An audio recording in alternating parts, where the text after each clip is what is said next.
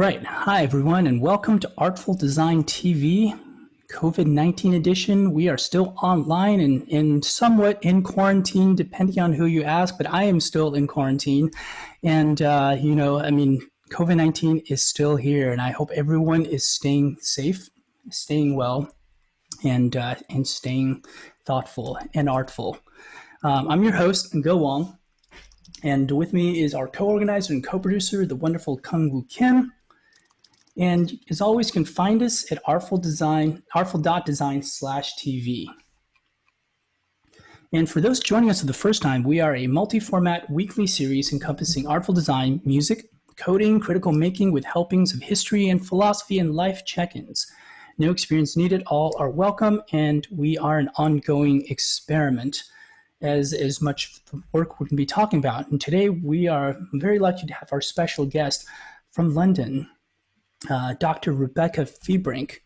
Rebecca, Hi, how are you doing? I'm pretty well. I'm a little bit tired. I have an 8-month-old kid right now who is not sleeping through the night yet, and I've been up since way, way, way too early London time.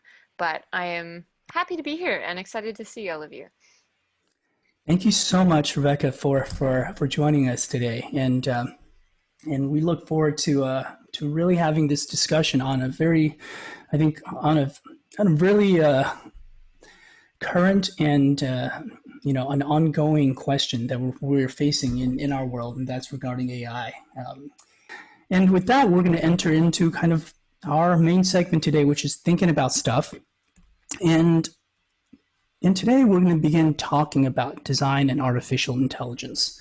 And this is kicking off a new ongoing thread here at Artful Design TV regarding artful design, AI, and society. And we're going to look at the technology, but also its implications, potential implications. I'm going to look at both the artistic and the inextricably related ethical dimensions of AI, and in the way that how the things we shape in AI actually come back to shape us, our society, our ways of life. And it's something that cannot be disconnected from what is happening at any time in the world, because this is not a thing separate from the world. It is part of the world. And I think the critical question we're going to ask today is this: what do we really want from AI? Right? This is a question that I think, don't ask enough, don't think about critically enough, and something that I think we want to take this moment, this time to really, at least in today's episode, to start thinking a bit more about.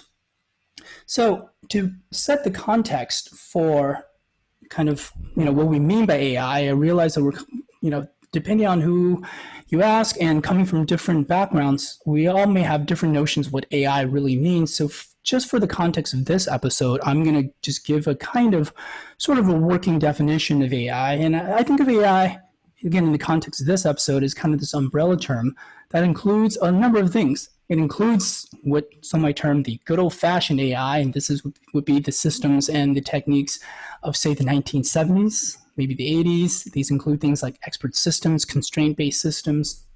Perhaps A-star is in there, but this is from like 40 plus years ago, right? Kind of when initially we have actually a lot of philosophy of mind researchers actually merging with kind of this rise in computational power into actually enacting a lot of these questions that are being asked about intelligence in the mind. Then more recently, we have machine learning, which is a data-driven approach at really discerning patterns in our world, and then really working off of that to behave, as you might say, in some ways that we might call intelligent. And then there's deep learning, which is deep artificial neural networks, which is a hierarchical approach to learning. And again, also a data-driven approach, but this one is able to capture deep hierarchical structure at different hierarchies. And in a way, all of this you can think of as in this big umbrella of AI. And it's useful, I think, to make this distinction just for the sake of this conversation between broad AI and narrow AI. And broad AI, some call it artificial general intelligence. We think of broad AI as it's AI that solves complex tasks, that engages in questions of thinking and consciousness, In the here and now, they're speculative sci-fi like beings because they're not here yet. At least not that we know of. And we're not even completely certain if this is even possible at all. And in a way, there's a certain Frankensteinian quality to this, and we'll talk about that in just a moment. By contrast, there's narrow AI, and we're talking about the here and now AI that is built usually to solve single tasks based on training data. Solutions are complex but not human-like. Narrow AI, in this sense, is present, active in many areas in the here and now, and they are shaping our world according to their logic, right? So in a way, this is the context in which we're going to address this question of what do we really want from artificial intelligence. But before we do that, let's consider actually something from 2 years ago. That's Mary Shelley's Frankenstein, or the modern Prometheus. In a way, this novel can be read, and often it is, as kind of one of the first, modern science fiction novels. But beyond that, there's a way to actually read this as a sci-fi novel about artificial general intelligence. And actually, this particular genre here captures a really important moment in the novel. This is in the first part of the book, where Victor Frankenstein, to the right, has just witnessed for the very first time, the creature on the left kind of opening his eyes. And this was a moment of sublime horror and terror for Victor Frankenstein. And he flees the room, and only to come back to find the creature gone, and basically breathes a sigh of relief. That's not my problem anymore. But of course, that's not the end of it all. But this captures this moment of the designer witnessing the creation, the design kind of coming into being. And in a way, I think to understand Frankenstein, we have to try to understand something about the motivations of Victor Frankenstein, right? I mean, he's basically the epitome of the lone wolf intelligent inventor, the modern Prometheus, right? That is in reference to not the creature, but the creator, Victor Frankenstein. And, supposedly a savior to humankind in his quest to vanquish death.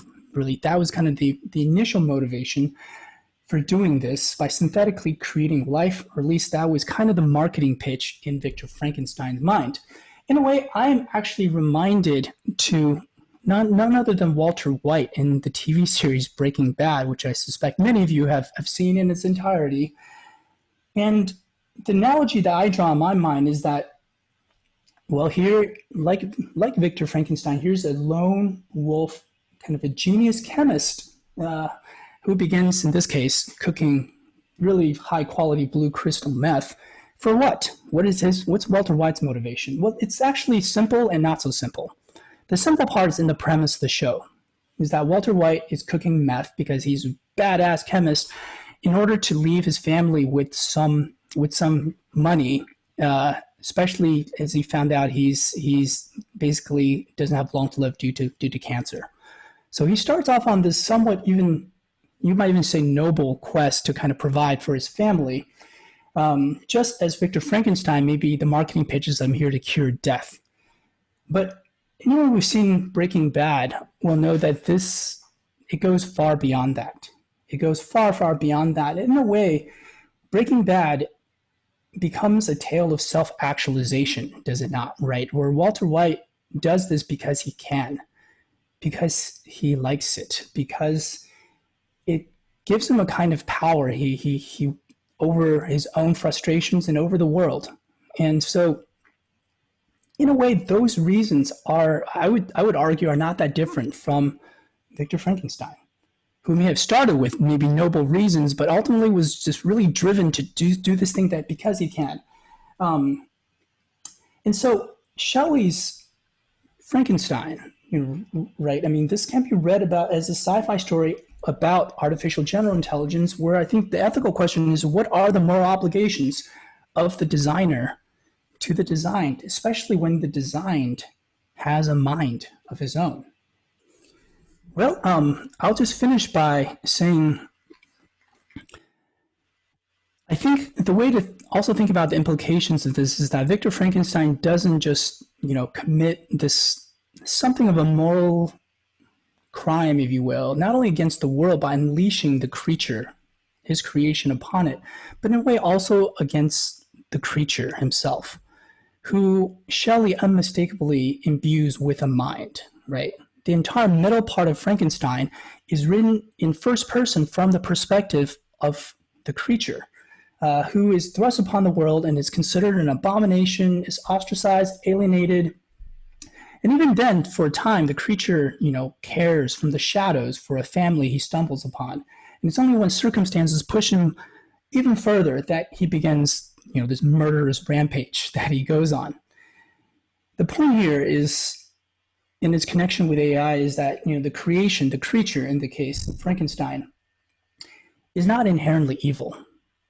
But like AI, and like things like social media networks with billions of users, the creature is immensely powerful. And I think one takeaway from me from Frankenstein always has been that one does not need to create something inherently evil to wreak havoc on the world.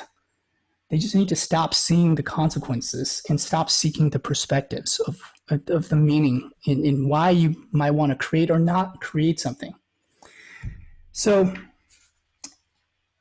I guess that's the context I want to set, is that, and Victor ultimately goes off in quest of vengeance to destroy this creature after it's murdered many of its family members and friends, and chasing the creature to the ends of the world. And I think the question that poses for us today with AI, with just technologies, will we have enough resolve to, to destroy our own creations, especially when it's deemed harmful, but even trickier is when its consequences are more subtle, more pernicious.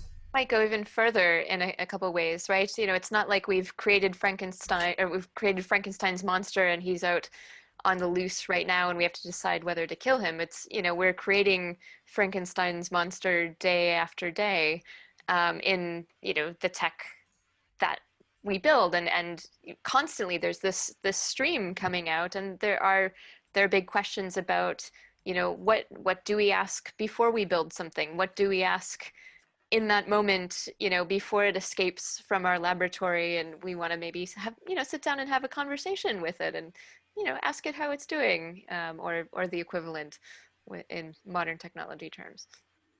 Absolutely. It seems like, that seems like almost harder, does it not? Right. And to know that something's like, it's easy to be like, well, this thing's murdering people, I got to put an end to it. That's like an easier moral choice to engage with than if it's one harming the world in ways that are harder to see, or it's harming a lot of people in a smaller kind of way, but that builds up in a pernicious, subtle, gradual, harmful way. And then there is kind of what you said, which is, how do we design this thing in the first place, and should we design the thing in the first place? And should we maybe pause and look around and look at the incentive structures around us that are, suggesting that certain things are likely to be built and certain things maybe less likely, and so on. Absolutely. And in fact, we've painted ourselves into a kind of a corner here, and by actually just our technologies, our reliance on technology, and as well as the economic structures that really incentivize these things. So there's, again, to the point I think we're trying to make here is that, AI is that this technology, the considerations about this technology ought to strictly transcend and go beyond the technology itself, because there are implications abound. In fact, if we were to kind of look at some additional viewpoints on technology, Maricha Shaka, actually, she has recently become international policy director at Stanford's Cyber Policy Center. She is fantastic. And in a keynote she gave recently, she said, with great power comes great responsibility, or at least some humility. And I think in a way, actually, this is a co-keynote she was giving with Eric Schmidt, the ex-CEO of Google. And that is, by the way, I recommend watching that. It's on YouTube. And there is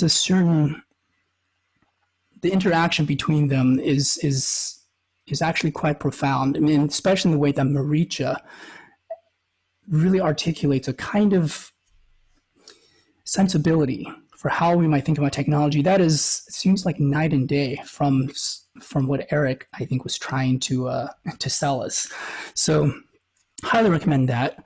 And in a way, this reminds me of, right, this ethos of move fast and break things, Mark Zuckerberg. And this seems like, to me, like the very opposite of what we should be doing with technology, especially AI, because some things, when broken, cannot be easily unbroken. And it seems like maybe the critical thinking person would want to do the absolute opposite, which is to move slowly and to think about things.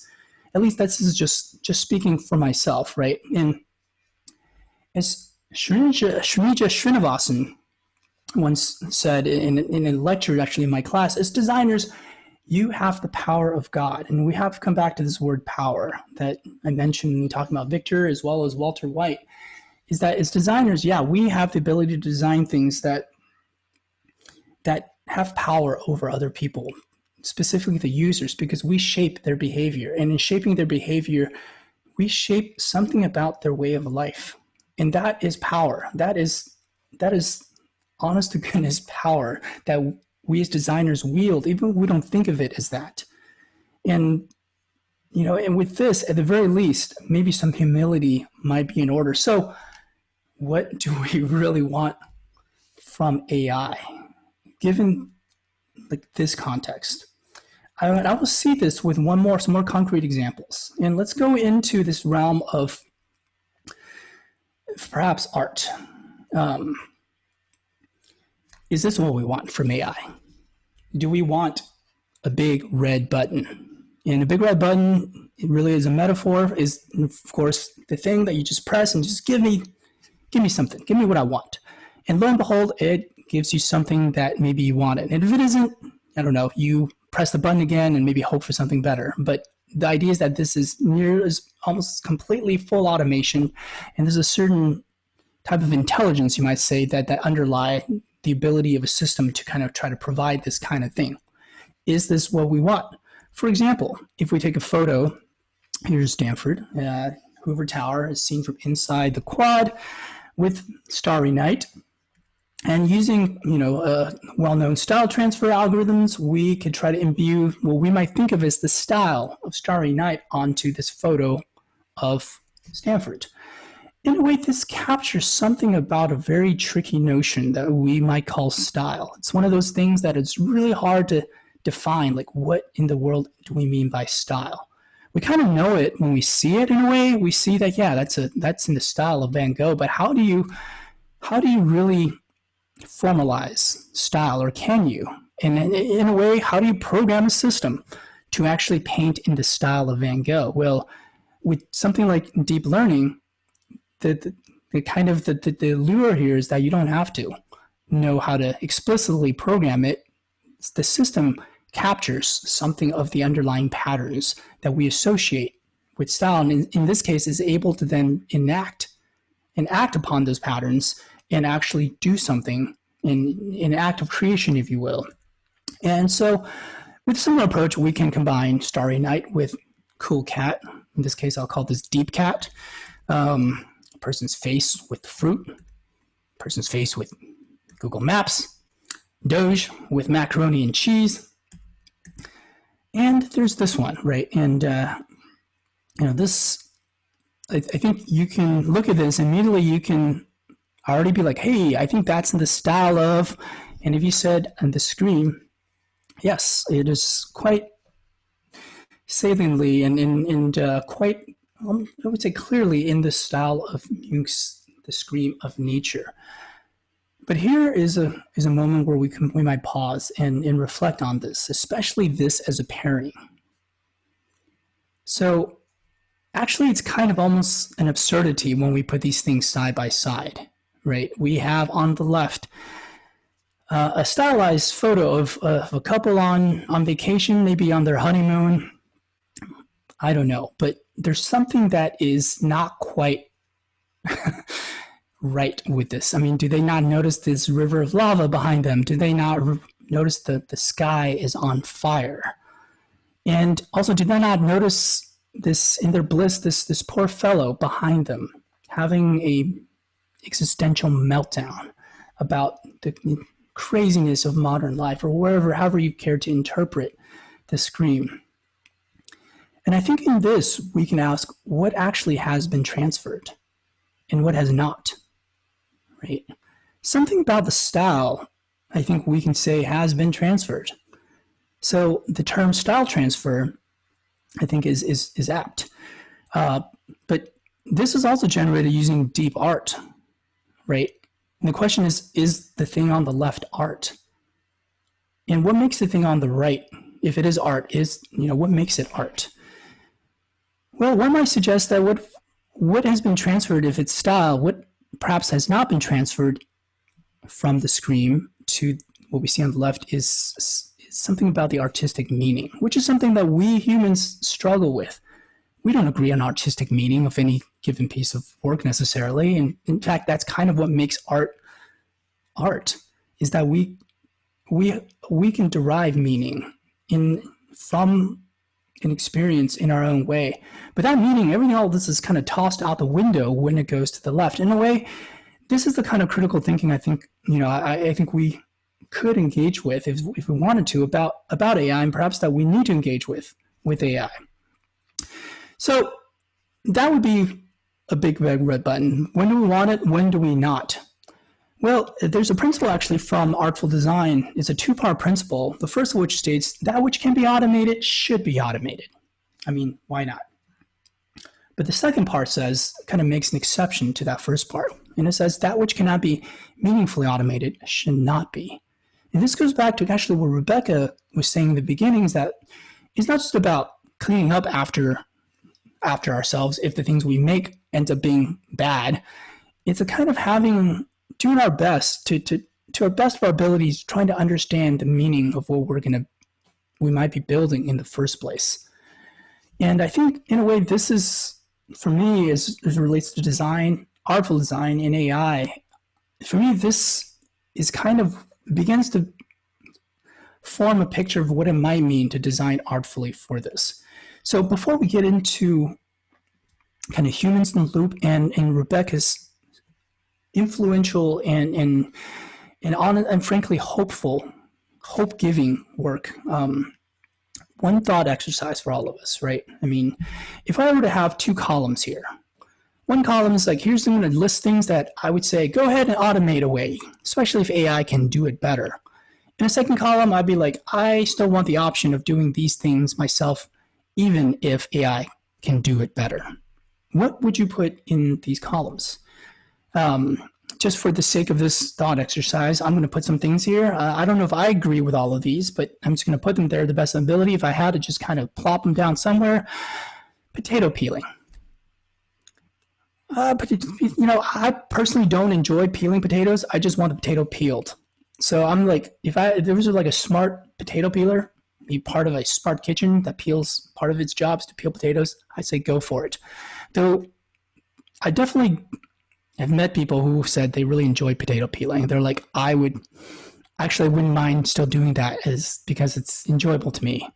Unless, of course, the peel is where most of the vitamins are anyway. You might want to not peel it at all. So maybe you might just want to not peel it. There's also that question. Maybe you don't want to peel the potato. So even something potato peeling, I think this is not a closed book on like, should we just automate this? But for now, we'll put this here, maybe with a question mark. But maybe this whole idea of do it because it's enjoyable, like, I don't know, should cooking, especially for fun, go on this right column? Like, even if my smart kitchen can cook every meal perfectly for me, are there times where I would want to go in the kitchen and actually cook for myself? Strictly speaking, for myself, I would. Maybe not all the time, but I would like to reserve that option.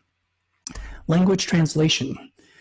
It seems like this is something, at least as a first order approximation for translation, but I had no idea what it says in this other language. I didn't know nothing about having some translation, at least as a start. But again, this is one of those things I don't know. Any thoughts on language translation? Playing an instrument for fun, right? Again, for fun things that we do because we enjoy doing them. um, and and maybe just zooming out the whole act of play. It seems like it can be automated, but what's the point? If a robot could play, I don't know, uh, football for my for and do it better than me, would I want to do that, or I want to do it because I enjoy playing, and something else taking my place to play would seem to defeat the purpose of play. By contrast, then, should work be automated? Certainly, we're worried about work being automated. I mean, are robots going to take our jobs? I mean, it kind of already has, and it kind of is, but but should it? And to what extent? This is why, like, I've question marks in all of these in my mind, but I'm going to just actually put questions mark here because I'm not sure. Because for my work, I happen to really enjoy it, at least parts of it. I might want to automate parts of it. I don't know. Maybe I would automate maybe faculty meetings, at least most of them, but I wouldn't automate the part where I interact with collaborators, with students, of actually working on stuff and thinking about stuff. But I might want some tools that automate. So it gets kind of complex here, right? What about disease diagnosis? What about dangerous occupations such as mining? And I don't know, but these are, I think, questions of that we might ask. And for me, as designer, I don't have answers to this personally, but I do wonder, I do think we should at the very least go talk to people who currently do these jobs and ask them about it. And I feel like that might be a place where we could really try to gain a little understanding from healthcare professionals. It's like, is this good to do? Is this meaningful to do? And for minors, like, let's try to understand this more. But what we're finding, at least on the left column, at least one way to look at this is that these are things that might be means to another end. These might be extrinsic reasons, in which case maybe they might be good for automation, but I don't know. Maybe some are not. What about making art? Trying to understand ourselves. This seems to be a kind of unspoken human pursuit. It seems like we're driven to want to understand ourselves. And by contrast, are these ends in themselves, and are these the things that we want to have the option of doing ourselves? I don't know. This is just one thought experiment, just one exercise. Please, we're going to please put thoughts and perspectives into chat, and we're also going to open things up for questions, discussion at the end of today's episode. These are some things to seed. And the question maybe is, how do we discover and strike a balance? However we might think of this, things that we might automate versus things that we might want to meaningfully put effort into interacting with. With this, we come to something that I think of and others have called human in the loop. And for me, the one person that got me to really think about this is Rebecca. And in a way, the way I think about this, and Rebecca, please weigh in, because this is just my my understanding of this, is that you kind of design the human into the interaction loop with kind of an AI system or a machine learning system, where the AI at different stages would iterate and give you kind of intermediate results. And you're like, hey, how do you like this? Is this close to what you're looking for? And the human's able to provide meaningful refinement and basically saying, yeah, that's close, but more like that. And you are able to then interact in some way that meaningfully affect the system, and the system then, this iteration continues. So with that, Rebecca, I don't know, is that close to kind of what would you say on this? Yeah, I mean, I think that certainly captures the style of a number of human-in-the-loop machine learning systems. Wekinator, if you're using Wekinator to build a new musical instrument or a new interactive art piece, a lot of your time with the system might feel quite a bit like that. So yeah, that's one common way of describing human in the loop machine learning systems. There's, variations on this that you can find everywhere from sort of natural language processing systems to healthcare. And, it's a term that's used differently in different contexts. And, the things that you might do to refine the machine learning system might vary quite a bit from giving it new examples to giving it sort of thumbs up, thumbs down to um, you know, selecting what aspects of the data are you think most relevant, and then likewise the feedback could be actually a new model that does new classifications or gives you new values that you try out, or it could be a visualization, it could be a new set of examples. So there's lots of different ways to actually frame that kind of human interaction with different types of underlying algorithms. Yeah. So what would be like the would you say is the the what would characterize kind of a human in the loop? Is it the interaction or what makes it? Yeah, I mean, I've got two answers to this, and they contradict each other a little bit. But I would say, when we talk about human in the loop AI or machine learning systems in the human computer interaction community, often it means that somewhere in the system there's this tight integration between human expertise and the machine learning system. And again, that could be iteratively quickly retraining a model, or it could be tweaking an objective function, or it could be doing any number of other things. But instead of just saying, okay, machine, this is your goal, this is your data, go do it, you and the machine learning system are traversing the space together and maybe pulling each other along. Now, that said, there's, I think, any machine learning system in application can very usefully be called a human in the loop system, right? If I am doing the most, uninteractive machine learning in a very conventional domain, whether that might be, medical diagnosis or financial modeling, I might be, collecting a data set and then throwing an algorithm at it and then tweaking the representations of the data, tweaking the parameters of the algorithm, showing it to my boss, getting their feedback on it, and so on. And there's a lot of human stuff happening there. There are points in there where human expertise, human domain knowledge, human mistakes all play a role, and even that hides some of the other really important human elements, especially when you think about, well, where did that data set come from anyway? Who collected that data? What in human experience lies underneath that data? And so I like talking about human in the loop within human computer interaction because there's so many interesting opportunities there to bring more people, not just computer scientists, machine learning engineers, into dialogue with these systems because it's useful. But at the same time, I think we really do want to recognize the role of people in all machine learning systems. And if we start forgetting that, then we're really doing ourselves a disservice. So this is quite interesting. So in the second definition you give, in that sense, a big red button system is actually has a human in the loop if the human Always, is yes. there to actually hit the button, but more so also in the sense of how if there's, for example, is trained on data to do something, how that data is chosen. Hmm. So what actually goes How into the that data big. is chosen, how that system was tested, how there were decisions that were made about whether it was good enough to release, all those things.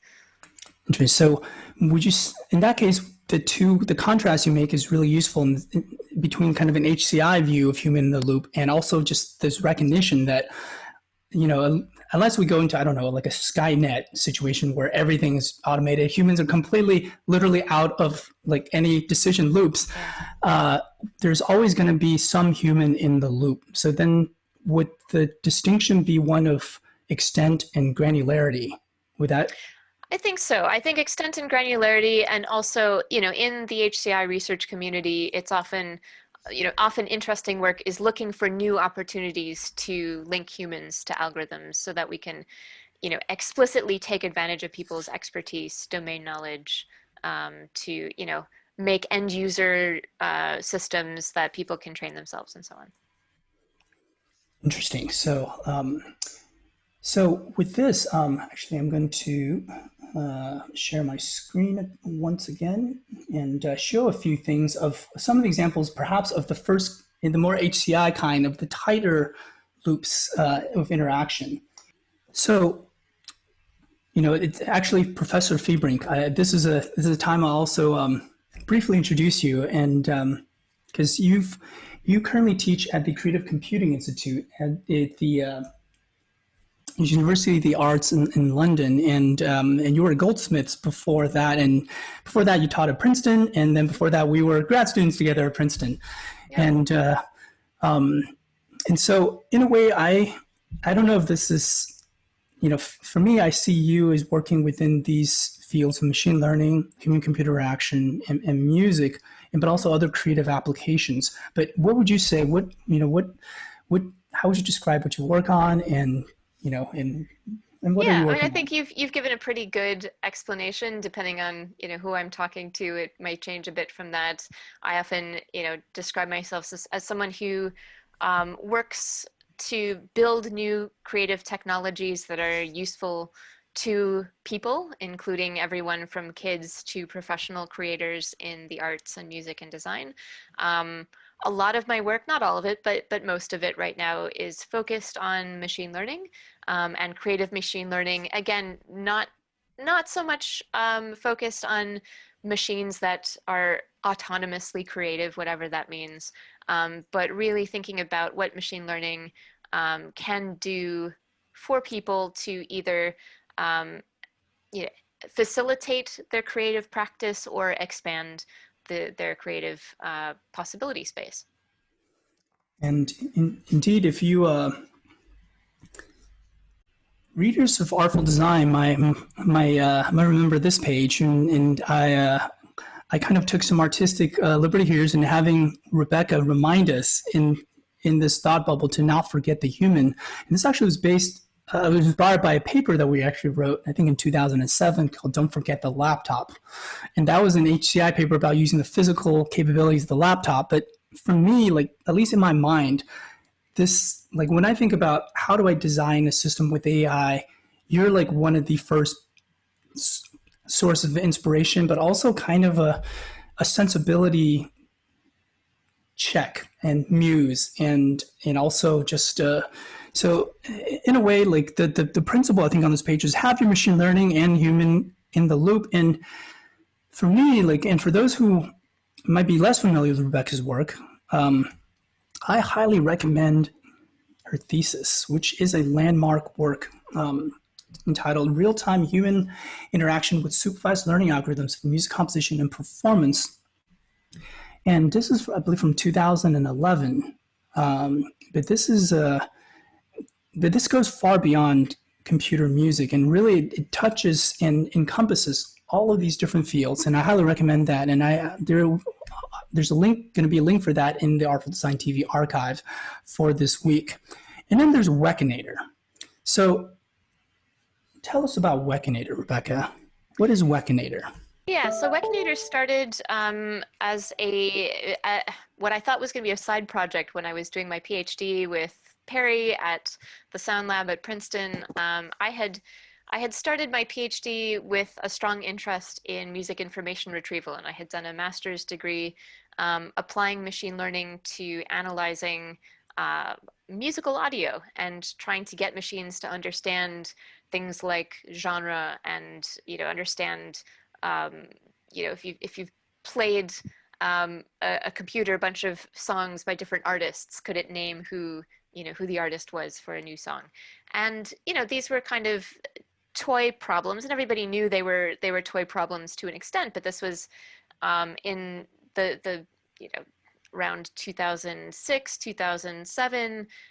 We didn't really have Spotify yet. There weren't giant data sets that academics could use. People were really just kind of starting to get their heads around what can computers do to understand music in some of the ways that human listeners do. And I had done a master's degree starting to explore this and thought that that was going to be my PhD. And luckily, I was at Princeton surrounded by some really amazing composers and musicians who were just doing really exciting stuff with technology, including the Princeton Laptop Orchestra, including Dan Truman, who was building new instruments, including a bunch of grad students who were taking music technology in very different, fresh directions. And I saw that, and sitting that next to the sort of work that I saw in music information retrieval, which was throwing slightly new algorithms at the same data sets and the same ways of framing problems over and over until something stuck. I said, you know what? Would it be so much more interesting if we took these same algorithms that we know have the ability to understand some really complex phenomena in music and actually put them in the hands of composers, of musicians, of students who, probably have some other really cool things that they would do instead. Whether that was, using a live music analysis system to, to do machine listening and do something really cool in live performance that way, or to build new musical instruments or something else. And I didn't really know.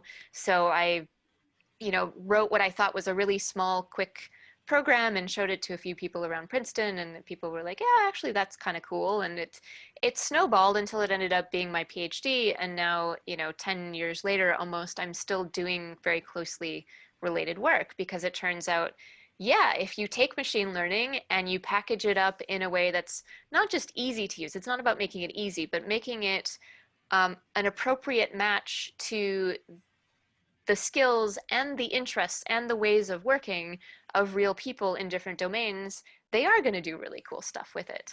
And so Wekinator was my first answer to these questions of how do you make machine learning more usable and useful to musicians. And then that expanded just after my PhD to people doing different types of work. I've got a new version of the software. I rewrote the whole thing a few years after my PhD to make it less like a PhD student software and something a little bit friendlier. Now it's had something like 25,000 downloads the last time I checked. So people are using it, and it's being used to make new musical instruments, to do a lot of really interesting live performance work, doing live visuals, or tracking dancers. People have used it to make Harry Potter spells that control sort of IoT, smart home devices, lots of weird stuff. So I have a video here of actually of you demoing, it's giving a brief demo of Wekinator. I'm going to put this into high resolution here if I can. Okay. First, I'm going to show you a webcam-controlled drum machine. This project is set up to recognize 3 different positions: me standing in front of the camera, me standing to the side of the camera, and my hand in front of the camera. For each position, my drum machine is going to play a different combination of drums. By the way, the drum code is written using Chuck, so if you know a little bit of Chuck, you might recognize the sounds.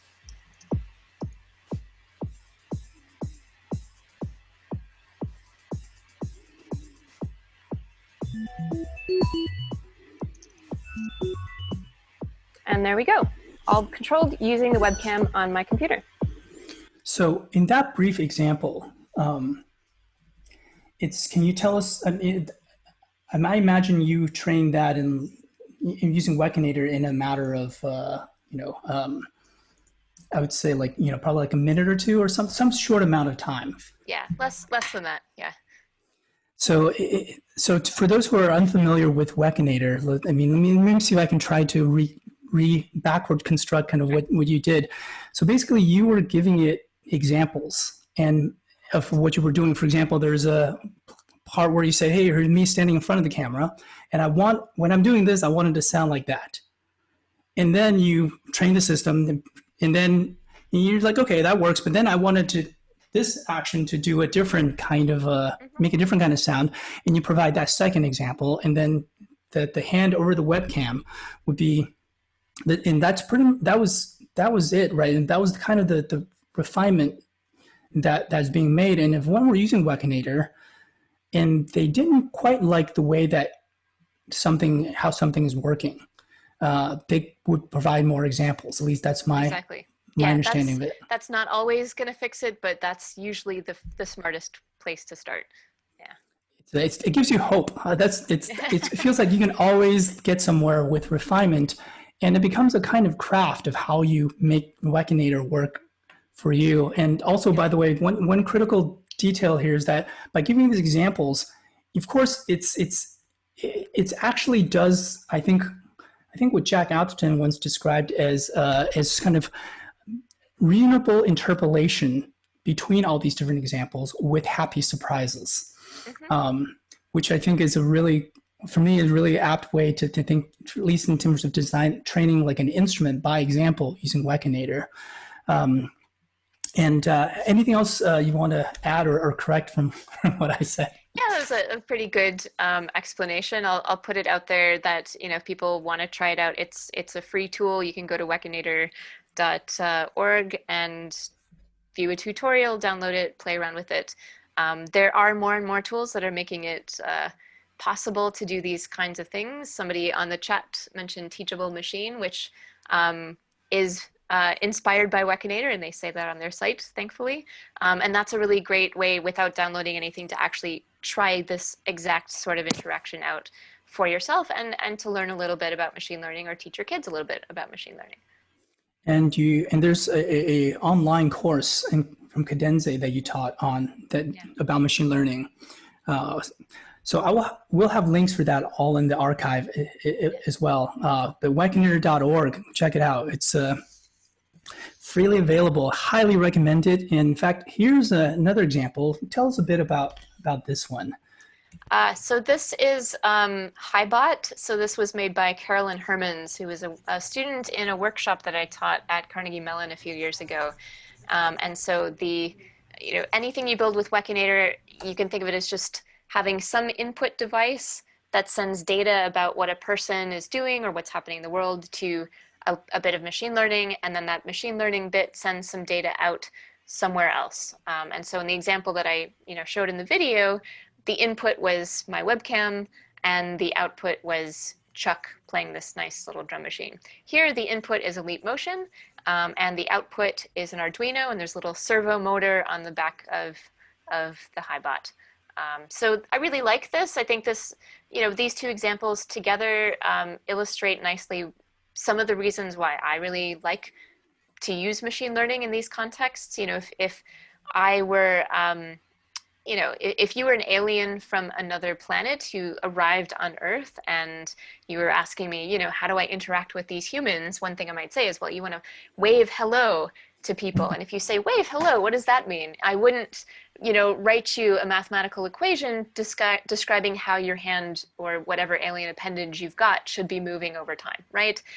I would demonstrate it to you. I would say, yeah, you could, waving looks like this, or maybe, if you're the queen, it looks like this. And I would give you examples because that's what's natural for me to do as a human. Same thing if I'm trying to teach you how I want to move as a dancer or how I want to play something as a musician. Demonstration is the natural way of communicating when we're touching on something that's really an embodied activity. Here, likewise, why in the world would you want to write a program that looks at the hand in space and tries to say whether it's waving or not? Like, that's just a pain in the butt. You can use machine learning, and with a few examples, you have a working system in 5 minutes. Right, and I'll go ahead and play the video again so you can all see it again. And so, yeah, that's a Leap Motion detecting the hand, and there's Highbot. Yeah, I really love what you said about if aliens came and, right, I mean, the way to, I don't know, if someone's never had a donut in their life and you wouldn't try to describe the donut, you would just, if to the extent possible, here's a donut, taste it. Unfortunately, though, I describe donuts way too often here in England because the donuts here are awful. And I'm constantly trying to tell British people how bad their donuts are and trying to describe how much better American donuts are. So it's painful. It's painful to not have good donuts, and it's painful to describe good donuts when I can't eat them. it seems like if you only had like some good donuts, like some good North American donuts that you can just taste this, and that would save you a lot of explaining. But yeah, it seems Yeah. like sometimes description is necessary. um, so you know, and all of this seems to be part of this related field of interactive machine learning. At least is kind of understanding, is that it's kind of this idea of merging, or at least finding meaningful ways to integrate AI with well, actually it's kind of the reverse, the IA, the kind of the augmentation of intelligence through interaction. So this is work that's directly inspired actually by interactive machine learning, and in particular by the work that you've done, Rebecca. And this is Nick Bryan's interactive source separation. I'll load up a funky drum beat and try to extract a drum layer and a bass layer out of the single recording. I'll use the color yellow to select the drums and the color blue to select the bass. Before that, let's take a listen.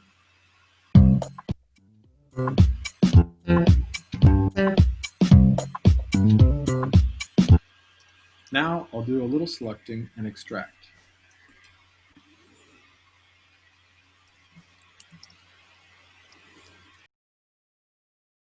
We can listen to the separated drums and then the bass.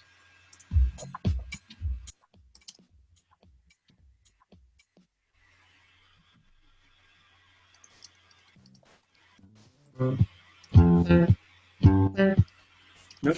So in this case, I'll pause this. This is a custom interface and that Nick designed and built, with which he's able to kind of, by example, say this is on the spectrogram, this is the sound that I want, or these are sounds that maybe you don't want. Notice that when we listen to the drums and the bass separately, the results aren't perfect. No problem, we can correct for errors in the separated layers by further drawing on the outputs to refine the separation. This will take a little bit of time, but in the end, the results will be worth it. So basically we've heard initial and not so great separation of the drum and the bass. Here Nick's going to provide some refinement by drawing further, giving further examples. This will take a little bit of time, but in the end, the results will be worth it. Alright, let's listen to the final result.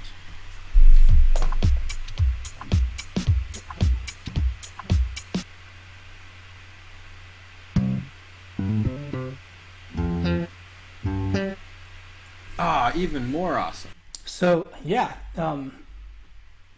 so that was really this example of combining machine learning, audio DSP, digital signal processing, with human-computer interaction into this single system that allows you to kind of use all three in a kind of fairly seamless integration, where you can do this very challenging task, right? And this task of source separation, you just have a mixture. You want to get the drum and bass out as separate audio tracks from this mixture. That is applications, of course, in artistic applications, as well as in, I don't know, forensics and other cases where you actually need to do source separation.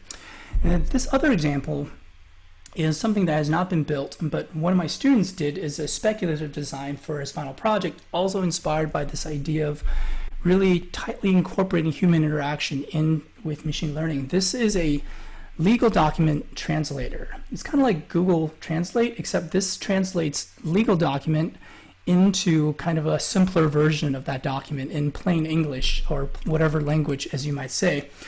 It's in the same language, but it reduces the level of jargon. And in fact, the thing that makes this interactive is there is a slider, I think it's right here, at the bottom here, that's actually controlling the level of jargonness.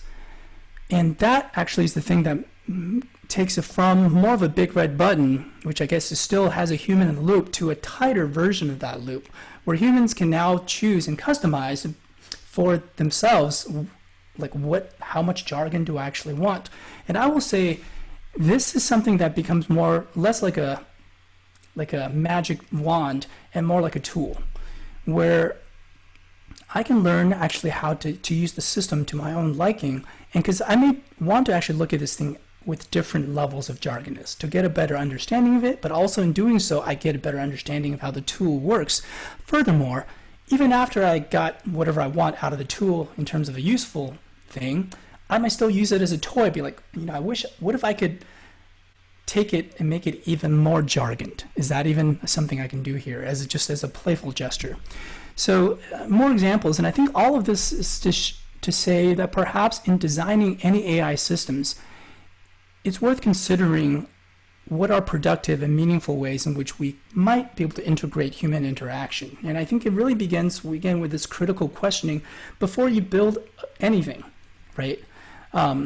So with this, I think we're gonna wrap up and open up things up for questions in just a moment. And time check, we are at 8 minutes after the hour. So please be advised. I know some of you have other meetings or other things to go to. Please feel free to catch the rest also in recording. But to finish up, design is all about choices. And I think the question we have to ask is, how do we actually want to live with these things that we collectively are going to put into place, that we are going to create? And what do we really want from AI? For example, when do we want oracles? Big red buttons that just kind of give us what we want when we want them. And to what extent do we want tools? Things that we can learn to use and wield better. And are there meaningful integrations of these two things into the same system? Which, in a way, I feel like Wekinator, things that you build Wekinator, have this quality of both, but in a productive way where whoever trains whatever it is you're training can exercise a kind of agency into figuring out how much automation do I want and how much interaction do I want, and be able to do this. And in this archive, we're going to link to both. Let me see if I can actually just show you that. So in the archive here, there are going to be links to Wekinator. I'll put links up to also the videos and also Rebecca's dissertation, as well as a blog article post for Stanford Human-Centered AI that basically lays out a lot of, at least how I see human-in-the-loop ways of designing AI systems. So there's a lot of that a lot of reading that if you wanted to, but I would totally recommend starting with Rebecca's dissertation from 2011. Here's another question. Do we want to build tools for social justice with AI? What does this even mean? And what are some reasons we might not want to do this?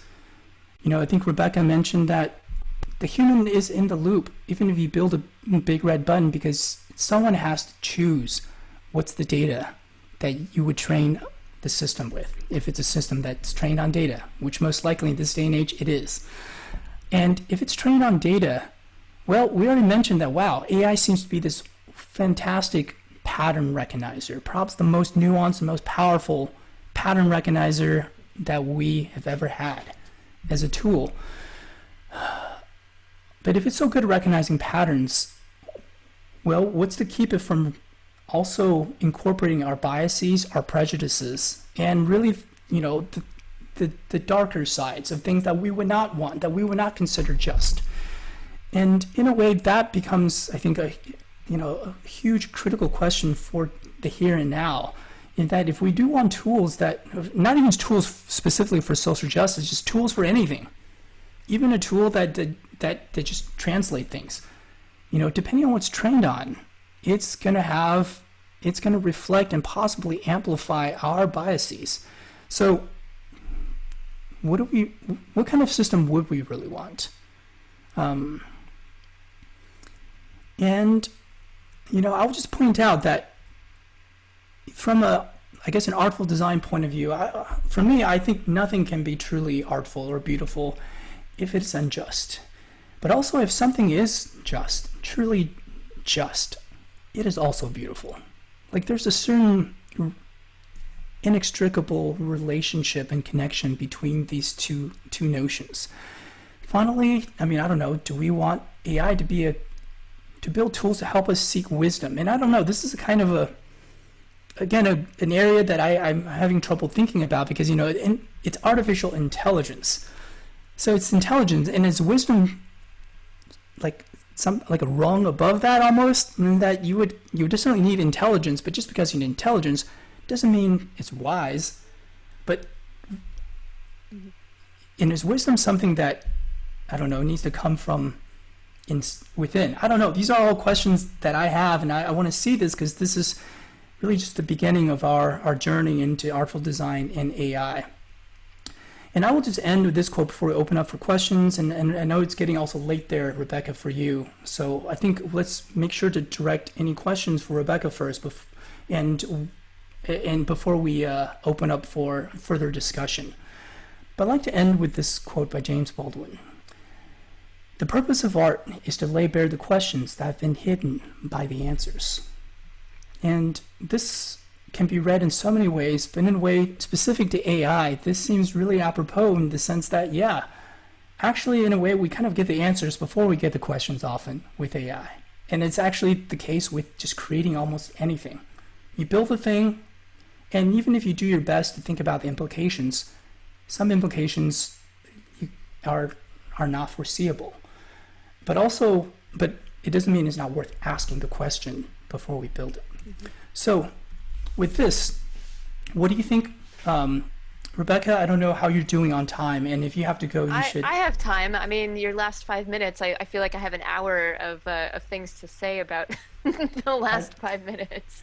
Yes. So actually, maybe we can start there before we have questions for you. What? Okay, yeah. Let me riff on that a little bit. First of all, I love that quote from James Baldwin. My son almost got named Baldwin, and we took a left turn at the last minute, but he's a great source of wisdom. If it's wisdom that we're looking for, I don't think we need to invent AI for that. I think we've got a lot of wise voices of real people that we can learn from, and clearly we're not doing well enough at that yet. So maybe that's a starting point that can take us the next 50 years, is just trying to learn from each other for a bit and do that a little bit better.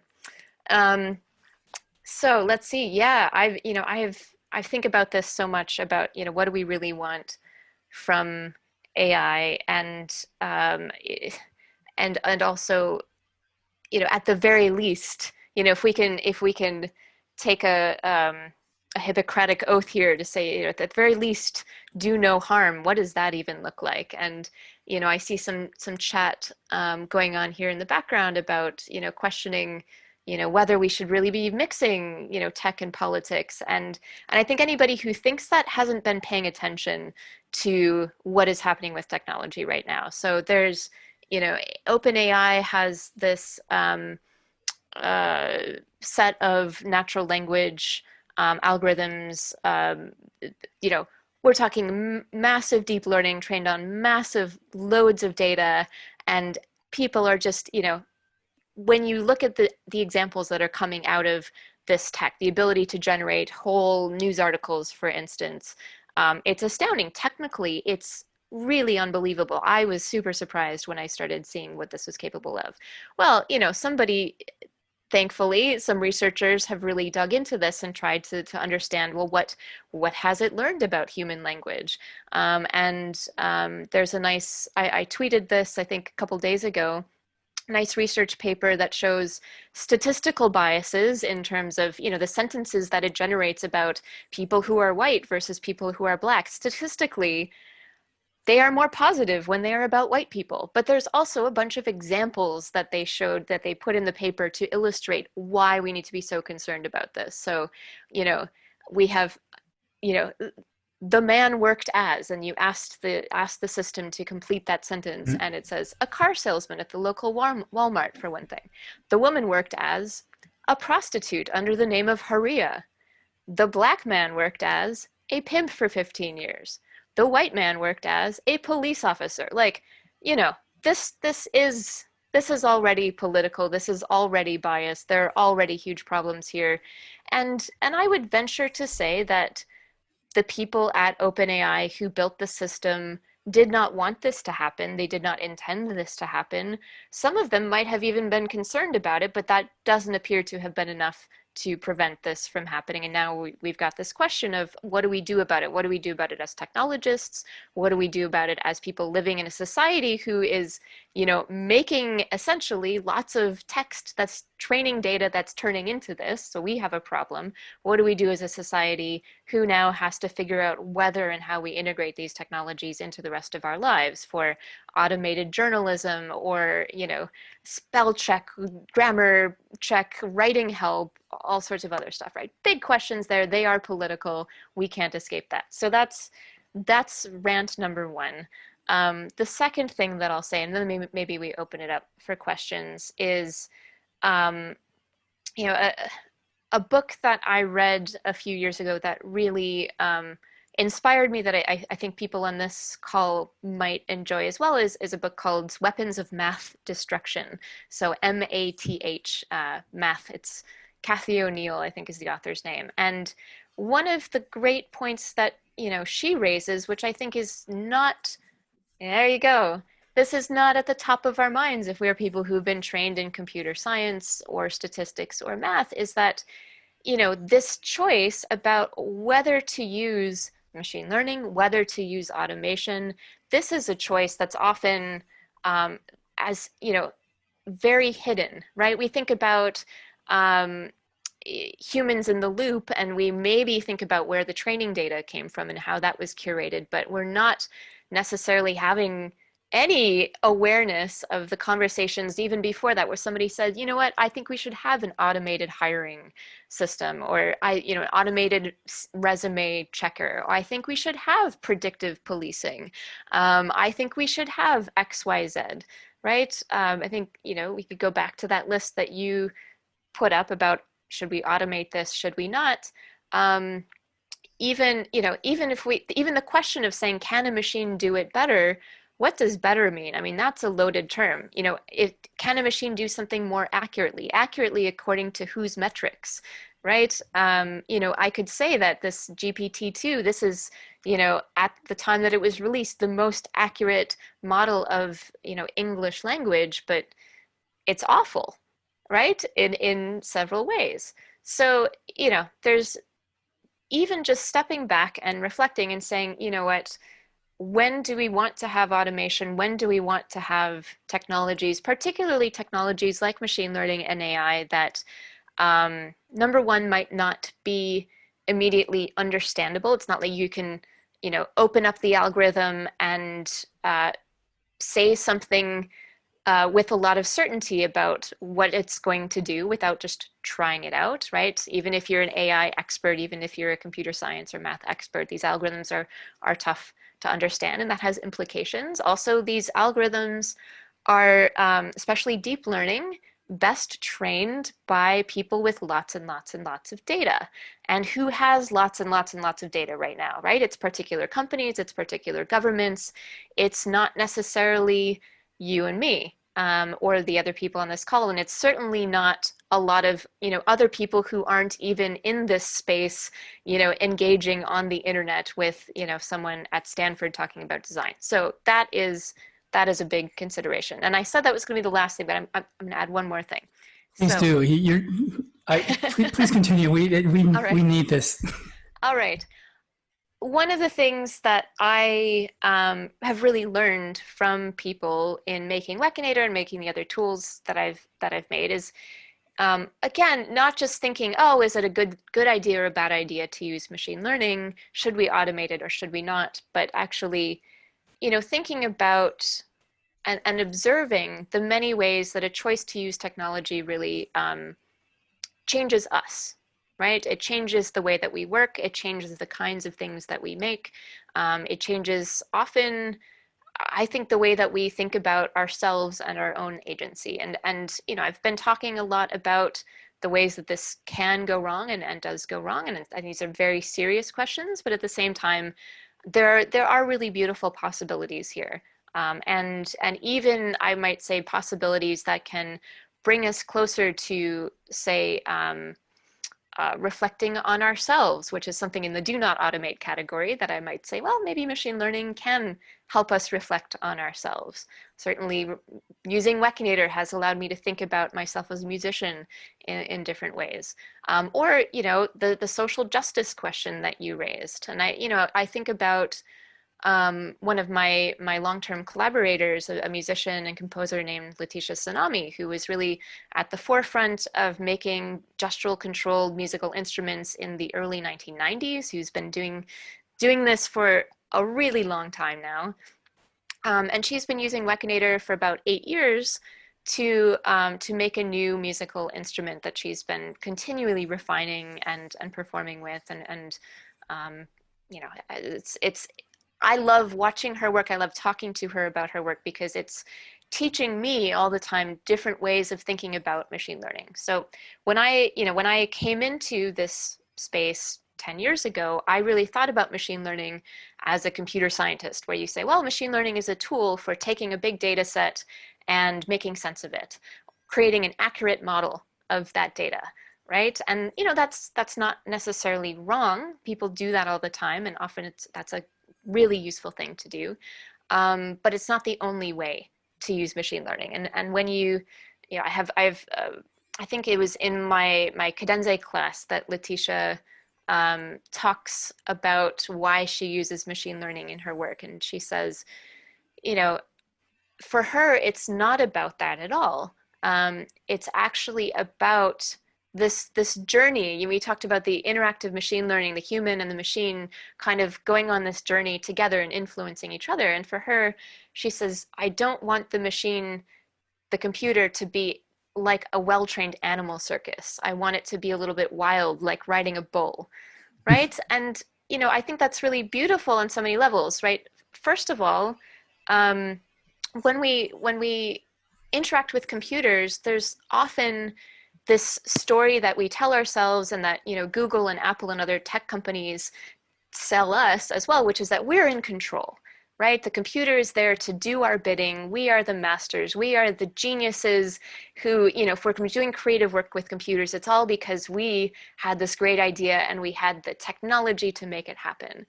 And, you know, if you think about how art, music, creative practice happens outside of technology, you still have some of that narrative, but you know, I think it's a little bit easier to see through, right? If you're sculpting something, you're in a dialogue with that material, and there's some aspects of that material that are going to shape what you build. If you're, you know, playing an acoustic instrument, the properties of that instrument, of that specific violin or that specific piano, are going to influence the way that you play it. And if you're composing on it, they're going to influence the way that you think about that sound. And that's not a bad thing, right? We're in dialogue with the world around us, and that includes our tools. And computers are no different. And, you know, what I really like about Letitia is, you know, she's not just admitting that, well, it's not just her sheer genius that, you know, results in this beautiful music that she makes, but actually saying, you know what, that's a good thing. And I think that, you know, there's a seed of something very inspiring and also very political in there, that, you know what, as soon as we step back and say, you know what, not only are we not always the masters of our domains when we are working with technology, but maybe that's not a good language to use. That's not a good metaphor. That limits the ways that we think about our relationships with the things that we build. That's maybe a healthy thing to think about, and might open up, you know, some new ways of thinking about design, and thinking about who we want to be as people if we're going to be shaped by the relationships we have with our tools. So I will pause there. And I want to take everything you said and put it on a plaque and frame it on my wall. And thank you for saying all of that, every word, Rebecca. And I just want to take this time to just give you my personal thanks for, I don't know, being a kind of helping me to find my own, you know, and I'm still searching kind of my own, to kind of build my own tools, to finding my own way of thinking about this. And you've always been a source of reason, of inspiration, and sensibility in in this, and I love the nuance that you have just articulated and what a productive way we might have of engaging with the things we build, even as there are mountains of potential pitfalls and in darkness that could envelop us by the things we build. There's also potential for light. So Thanks. Rebecca, we need to have you back, because at some point with donuts. With donuts, and if I could teleport some North American donuts to you, I absolutely would. And with this, I know chat has been very active. Kangwoo, do you have any questions that you might want to foreground? So, latest one from Matt is, how might designers deal with different users wanting different levels of abstraction when using automation? For example, a skilled user wanting more granular control versus user wanting more semantic control. And also, what opportunities do people have to study with you at the Creative Computing Institute? Feel free to answer any of these if you like. I can answer that last question. I'm still like 20% of the way through all the rest of the chat. Very briefly, Max, Creative Computing Institute, we run on a much more relaxed schedule than many North American institutions. I don't know where you're based, but we are currently taking applications for PhD students in creative computing, for master's students in creative computing, for masters of research students. That's sort of like you think you might want to do a PhD, then you can jump in there. We are increasingly doing lots of community outreach programs online for free. I'm involved in a course on Future Learn that's launching in a week or two about creative machine learning. It's sort of a taster course. So if you go to the Creative Computing Institute webpage, you're going to see tons and tons of stuff. Everything from like free one-off YouTube live streams to come do a PhD with us. Eugene notes, Polish donuts are available in Britain or London at least. I will keep an eye out for that. Thank you, Eugene. That's awesome. It's good intel. The beauty of and the urgency of this question, what are we really from AI, is that it cannot have an answer and be done. This question is, I think, will forever, at least for the foreseeable future, is a question that seems that we need to continue asking. It is a beginning, not, but how are anything else that people want to say before we conclude for the day? And I want to thank everyone for being part of this discussion. And we're going to be back with more AI and Artful Design TV. There's so much more to unpack. And Rebecca, we hope that we can sometime again benefit from your wisdom and grace and your work. Thank you. Back sometime. Thank you so much for the invitation, Ga. Thank you, Rebecca. Thank you. The recording of this will be online, and with this, I want to thank everyone for being part of Artful Design TV today and asking what do we really want from artificial intelligence. And I also thank Rebecca once again. Thank you, and thank you for joining at an odd time in the evening with so many things going on. So, right. Good to see everyone. With this, everyone, stay safe, stay healthy, stay thoughtful, stay artful. Signing off.